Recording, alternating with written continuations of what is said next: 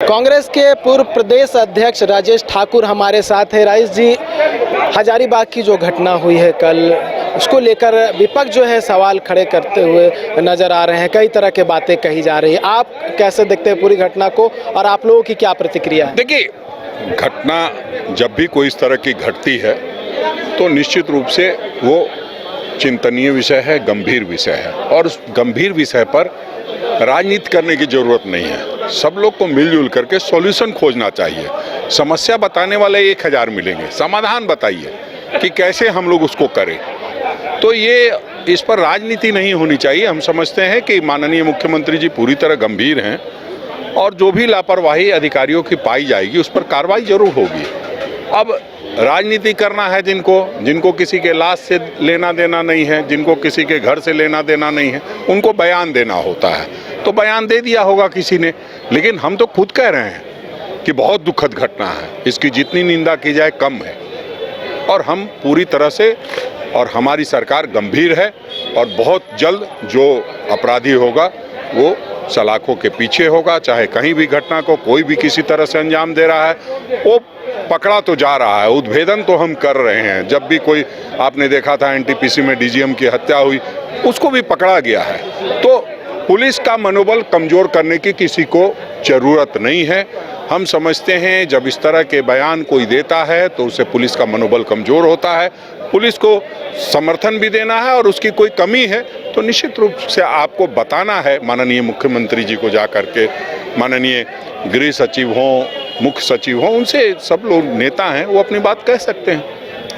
मनीष जायसवाल सांसद हैं, उन्होंने सदन में अपनी बात रखी है। उन्होंने कहा है कि केंद्रीय रिजर्व जो बल है उन्हें रामनवमी के समय में तैनात करना चाहिए ताकि इस तरह की घटना से बचा जा सके। नहीं तो कब नहीं होते हैं? घटना यूपी में नहीं हुई है क्या? हर जगह हो रहा है। जिस तरह से नफरत फैलाने का इन लोगों ने काम किया है और दहशत फैलाने का, उसका अंजाम तो यही होना था और होगा। क्योंकि जिस तरह से ये लोग इस तरह की बातें करते हैं, सीआरपीएफ लगा दो, पुलिस वाला लगा दो, लेकिन लोगों में इतना आपने नफरत डाला है कि अब वो रुक नहीं रहा है। अब आप सीआरपीएफ बुलाओ, किसी को बुलाओ, नफरत भरना बंद करो, दहशत फैलाना बंद करो। अगर ये जब तक चलेगा तब तक कोई पुलिस नहीं रोक सकती। धैर्य संयम से लोगों को रहना होगा, लोगों के संयम को भड़काना नहीं होगा, भड़काऊ बातें नहीं करनी होगी। सोशल मीडिया पे जिस तरह से सारी चीज़ें चलती है उससे कहीं भी कभी भी कुछ भी घटना हो सकती है। तो हमें लगता है कि अपने अंदर झांकने की ज़रूरत है, ना कि दूसरों को सलाह देने की। और सीआरपीएफ और बीएसएफ के बुलाने से कुछ नहीं होना है। होना ये है कि जो अमन चैन शांति का पैगाम देते हैं जनप्रतिनिधि, उनको आगे बढ़ करके ये पैगाम देना चाहिए कि जो भी देश की तरक्की है, जो भी राज्य की तरक्की है, जो भी जिले की तरक्की है, वो आपसी सौहार्द से ही संभव है, ना कि इस तरह के नफरत फैलाने से। आवश्यकता है, आपको लगता है इसकी आवश्यकता है? सत्ता है, आवश्यकता है इसकी? नहीं, बिल्कुल आवश्यकता है और कोई उसका चारा भी नहीं है।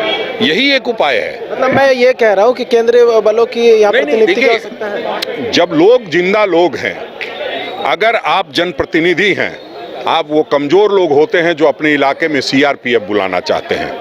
अगर आप सचमुच में देश के सच्चे सिपाही हैं, देश को भारत मानते हैं, भारत माता का लाज रखते हैं, तो आप जाइए ना लोगों के बीच, समझाइए ना, उनके धैर्य को कायम रखिए, उनको संयम बरतने के लिए कहिए। इसका मतलब आपसे सारी चीज़ें बाहर हो चुकी है। कोशिश तो पहले ये होनी चाहिए, फिर उसके बाद जो कई बार ज़रूरत पड़ती है तो उसका भी सहारा लेना चाहिए। लेकिन सिर्फ और सिर्फ ये कह के कि सीआरपीएफ बहाल हो जाएगी तो शांति बहाल हो जाएगा, पुलिस बहाल हो जाएगी तो शांति बहाल हो जाएगा। शांति बहाल करने के लिए तमाम नेताओं को आगे बढ़ करके अमन चैन शांति का पैगाम देना होगा, तभी देश भी तरक्की करेगा और सौहार्द भी बना रहेगा। आखिरी सवाल, रांची की जो घटना हुई है, अनिल टाइगर की जो हत्या की गई है, कई तरह की इस तरह घटना जो है राजधानी में देखने को मिली। लॉ एंड ऑर्डर को तो लगातार सवाल उठ ही रहा है, आपको क्या लगता है इस पे क्या चुका? देखिए, जब भी कोई घटना हुई है उसका पटाक्षेप हुआ है, कारणों को आप लोगों को बताया गया है, किस कारण से हत्या हुई, क्यों हुई, कहाँ पर हुई और किन लोगों ने की। ऐसे कोई भी घटना सामने आई है तो उसका उद्भेदन पुलिस ने किया है। हम समझते हैं पुलिस को उद्भेदन करने दीजिए, बहुत जल्द परिणाम सामने होगा कि क्यों इस तरह की घटना हुई है। हाँ, दुखद घटना है, गंभीर है बात है, चिंता की बात है और पुलिस को जोर शोर से कार्रवाई करनी चाहिए। पुलिस को इकबाल इतना बुलंद रखना चाहिए कि इस तरह की घटना नहीं हो। विपक्ष का कहना है कि कहीं ना कहीं अपराधियों का मनोबल जो है वो बुलंद है, इस वजह से इस तरह घटनाएं हो रही है, पुलिस जो है कंट्रोल नहीं कर पा रही है। देखिए, जिनको कुछ नहीं करना होता है, जिनको सिर्फ बयान होता है, वो बयानबाजी करें, उनका स्वागत है। हम समझते हैं कि हम लोग सक्षम हैं, सभी चीज़ों का उद्भेदन हुआ है पहले भी, इसका भी होगा।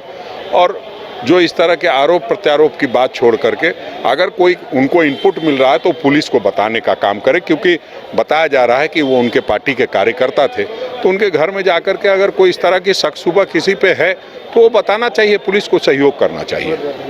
तो ये थे कांग्रेस के पूर्व अध्यक्ष राजेश ठाकुर, जो कह रहे थे कि जो झारखंड है वो सक्षम है, उनकी सरकार जो है सक्षम है, केंद्रीय बलों की यहाँ प्रतिनियुक्ति की आवश्यकता नहीं। साथ ही साथ रांची की घटना पर भी उन्होंने कहा कि जो भी चीज़ें हैं वो निकलकर सामने आ जाएगी, क्योंकि इससे पहले भी जितनी भी घटनाएं हुई हैं इसके पीछे का जो कारण है वो निकलकर सामने आया है और अपराधियों की भी गिरफ्तारी हुई है। न्यूज़ बाई स्कूप के लिए कैमरा पर्सन अरुण के साथ नीरज कुमार, रांची।